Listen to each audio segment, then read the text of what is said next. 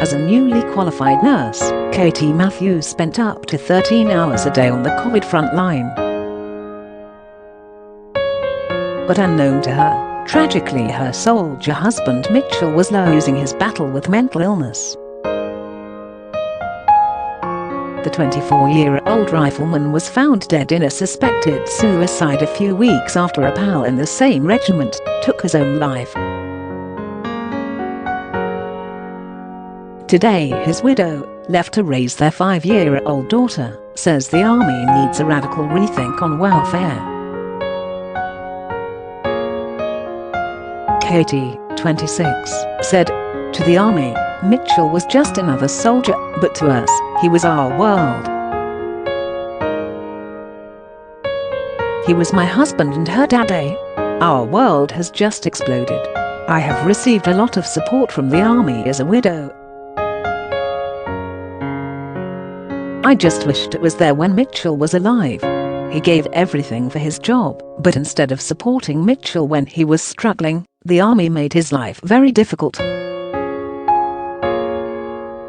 Close quote. Mitchell, who was from Devon, joined the army at 16, but left after a few months and retrained as a carpenter. He met Katy, they had a daughter together, and in 2018 he signed up again, joining D Company 5 Rifles in April last year. Katy added, "He wanted to make a difference to the world. His ambition was to become a sniper." Close quote. But he began to change when Katy was working on COVID wards at Salisbury District Hospital.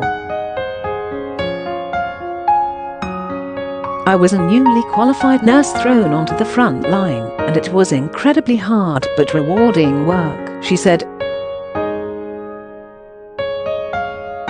"I saw people die of COVID, and I wasn't prepared for that. I don't think any of us were. But the army gave Mitchell a hard time if he had to leave work a few minutes early to collect our daughter from school." Mitchell was constantly being asked to get me to change my shifts to fit in with his work schedule. In the middle of a pandemic, that seemed off. He was the only soldier in the platoon with a wife and child, but he wasn't treated like someone with a family. He had spoken to some of his bosses about what he was dealing with. At one point he had been reduced to tears, but he was told to man up. Close quote. 2 weeks before he was found dead, he went to a memorial 21st birthday party for Nathan Warner, one of his friends from the same battalion who had taken his own life in May. Katy added, "They were good friends and I could tell it had an impact on him.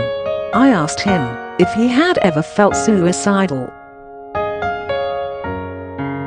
He assured me he would never do anything like that. He told me that he adored me and our daughter and would never do anything to hurt us. I never ever expected that my husband would take his own life." On July the 24th, a week before their daughter's 5th birthday, Mitchell failed to turn up for work at his barracks in Bulford, Wilts. Katy had headed to Devon with their daughter the previous evening, and the couple were due to celebrate her birthday with family and friends. She added, "I got a phone call asking if I knew where Mitchell was. I knew something bad must have happened." Close quote. That afternoon, a policeman arrived at her parents' home with the news that Mitchell had been found at their married quarters at Bulford. Katy said, "Things got on top of Mitchell, and in the end he couldn't cope. But I have no real idea why he did what he did. I'm very angry. He was everything to my daughter and me. We had only been married for less than a year. I expected us to be spending our lives together. Every single day I ask myself, why Mitchell would have taken his own life. There was no note. We were happy. Mitchell made the choice to take his life, but I think the army can do more to help. Soldiers have lives outside of the army. They have wives and children and they need support. There might be people with financial problems or mental health problems. The army says mental health is an important priority, but so many soldiers seem to be taking their lives. I don't want anyone else to go through what I have and to explain to their 5-year-old daughter that their daddy is never coming back. Close quote. Nathan's mum Alison said of Mitchell's death, "I was absolutely devastated when I heard." Mitchell attended the memorial and I was upstairs crying. I was in a very bad way.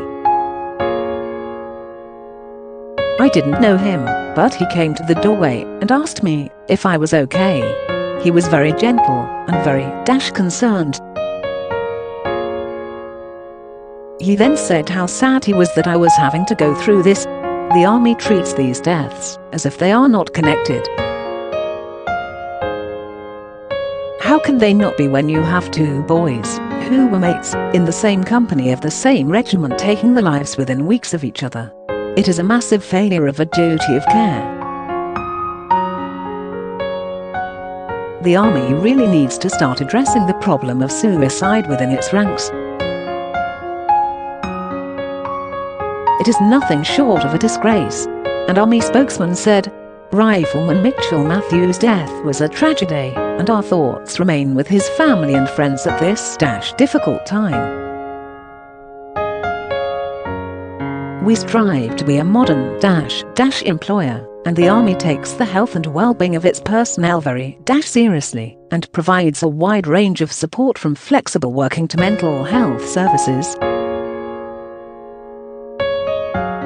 Close quote. For emotional support, you can call the Samaritans 24-hour helpline on 116 123. Email joe@samaritans.org, visit a Samaritans branch in person, or go to the Samaritans website.